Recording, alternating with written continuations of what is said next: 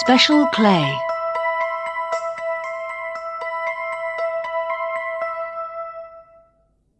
Emilio Lopez was a boy with problems. His family was poor, and they didn't know what to do with him. He was 13 years old, but his parents still couldn't find the right school for him. Not anywhere in Cleveland, Ohio, in the USA. So far, not one of the schools wanted to have Emilio. They just couldn't help a boy with his difficulties. That's what the schools all said. Emilio was not a bad boy. He just got very angry sometimes. He got angry when he didn't understand things. He didn't like things that he couldn't understand. Not understanding something made him afraid, and being afraid made him angry. He was a big boy for his age, too. His teachers didn't find it easy to stop him when he got angry. But he wasn't the kind of boy who liked to get into fights. No, he usually broke things or sent furniture flying across the room. But breaking things could be dangerous. He could hurt somebody, or himself, doing things like that. His parents were very unhappy about their son. They wanted to do the best for him, but they knew that one day he could get into real difficulties. Then a doctor from a university came to see Emilio. He was somebody who knew all about the kind of problems Emilio had. He said Emilio needed special help. The doctor said Emilio needed to go to a special school where there were young people like him. The students lived at the school. His parents were pleased to hear that the school was free. It was also good for them for Emilio to be away from home for a while. His father and mother loved Emilio, but they also had 3 other children to look after. Emilio didn't say a lot, but everybody knew he was intelligent. He found it difficult to make friends or talk to people. He wanted to talk, everybody knew that, but there was something that stopped him. It was like there was a wall there that was too high for him to get over. This wasn't easy for him, and sometimes not being able to say what he meant made him angry. That was the biggest problem. Then there were other times when Emilio couldn't stop talking. But the things he talked about were things few people wanted to know about. When Emilio got interested in something, he talked about nothing else. And Emilio got interested in things like car numbers, or railway trains, or the names of all the players in his favourite baseball team for the last 30 years. This made it difficult for anybody to have a real conversation with Emilio. Most people got very bored after the first half hour, and when people got bored, Emilio got angry. The special school was on the far side of Cleveland. It was a nice place, and the teachers were kind too. They taught all of the usual things at the school, but the classes were a lot smaller. Things didn't look very different to Emilio at first. And at first, he was just the same as ever. After a while, he found he liked maths and science, but his favourite class was drama. The teacher Emilio liked best was Mrs McFee, the drama teacher. She was small and round, and she was 63 years old. She had white hair and a big smile. Emilio was tall and thin. He had black hair and a sad look on his face. Emilio was a lot taller than Mrs McFee. Teacher and student couldn't be more different to look at. but they liked each other at once. Mrs McFee's drama classes let Emilio be himself. He could be angry if he wanted. It was okay. But that didn't happen very often now. Mrs McFee made everything into a game they could all play. Everybody knew what to do in her classes. Emilio liked that. He liked things he could easily understand. He also liked the games they played in the drama classes. His favourite game was one Mrs McFee called Special Clay. In the school pottery classes, Emilio used real clay to make things. But Mrs McFee's special clay was different. "Right," Mrs McFee told the students. "Here is some special clay. Why is it so special? I'll tell you why. It's because you can make it into anything you like. It can be big, it can be small. It can be a car, a baseball bat, anything. But most of all, you must see the thing in your head just as if it was in front of you. Then, in a very careful way, you make the thing with your hands. After that, you show us how to use it. Then, once you've finished, you just make the thing small again and put it back into your pocket." But Mrs McFee had no clay. There was nothing there. Her hands were empty. But nobody ever said so. It was all real to them at the time. Emilio believed it more than anybody. He was always most careful to make things just right. And when his car or his boat or his guitar was ready, it was just as if it was really there. And not just for Emilio.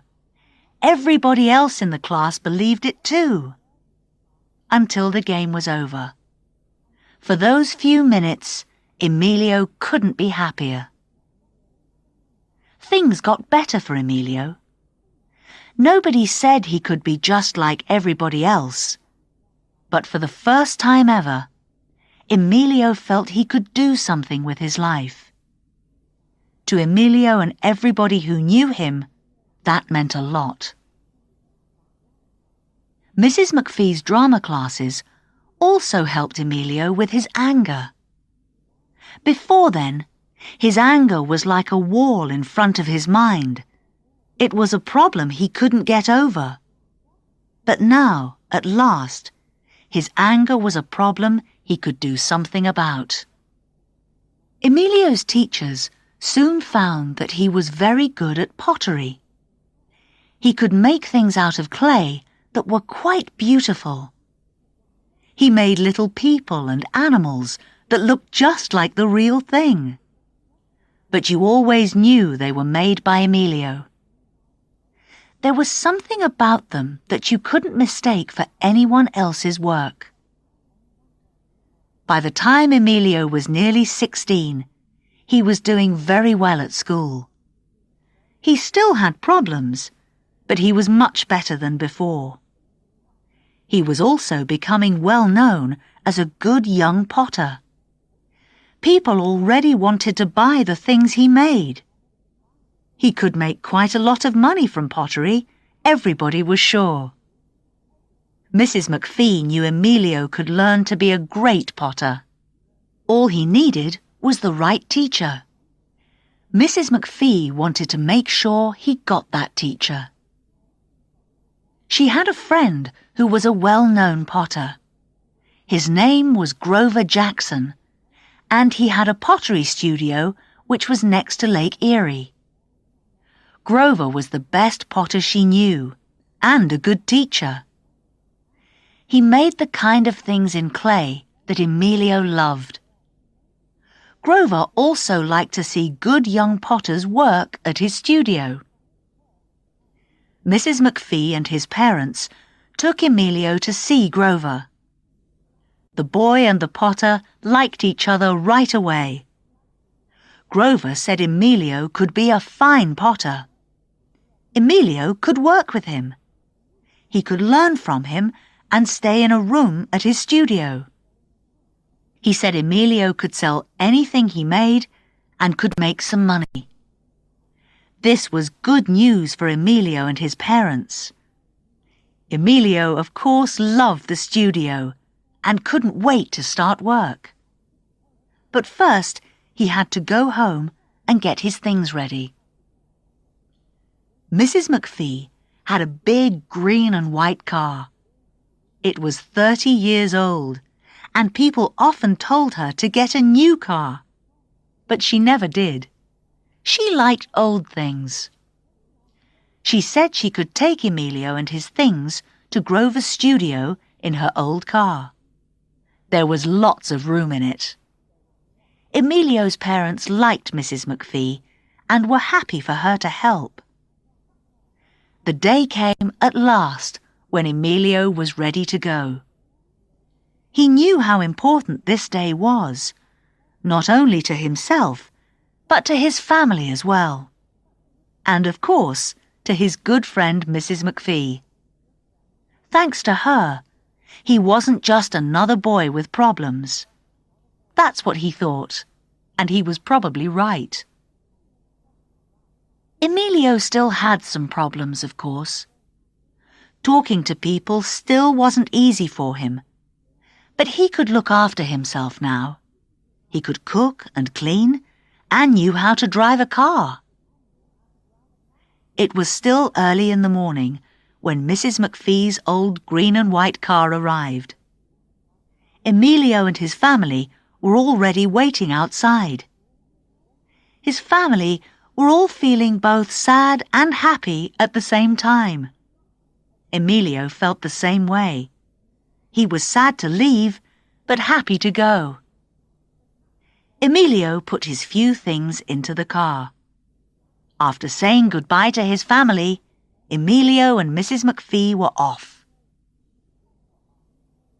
The pottery studio was about an hour's drive away from Emilio's home. Everything was fine. Mrs McFee was a careful driver, and the day was warm. Soon they could see the blue waters of Lake Erie through the open windows of the car. But after a while, the waters of the lake began to turn grey. The sky became dark. It began to rain. Mrs McFee turned her car into the road that led to Grover's studio. She knew they were now only a few kilometers away. The rain didn't stop. It got worse. They closed all the car windows. Soon the heavy rain made it very difficult to see the road. Mrs McFee slowed down as she looked for a good place to stop the old car. But the young man in the fast sports car behind her didn't slow down until it was too late. The sports car hit the back of Mrs McFee's car. Both cars then came to a stop at the side of the road. Emilio was lucky. His seatbelt kept him safe. He looked at Mrs McFee. She was still wearing her seatbelt, but her eyes were closed. Emilio didn't know what to do. At first, he felt angry like he did when he was at school. How could something this bad happen? Why now? But he knew he mustn't get angry. He must do something. But what? He got out of Mrs McFee's car and looked at the sports car. He saw that the driver was not much older than him. There was blood on the driver's face, and his eyes were closed. Emilio knew he must get help. Mrs McFee didn't have a mobile phone. She didn't like them. Did the young man have a phone with him? He looked. Yes! There was a phone on the floor of the sports car. But it was broken. At first, Emilio thought of waiting for another car to come and stopping it. But the road was quiet, and not many cars used it.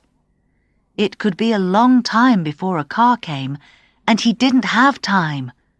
No, he must do something himself.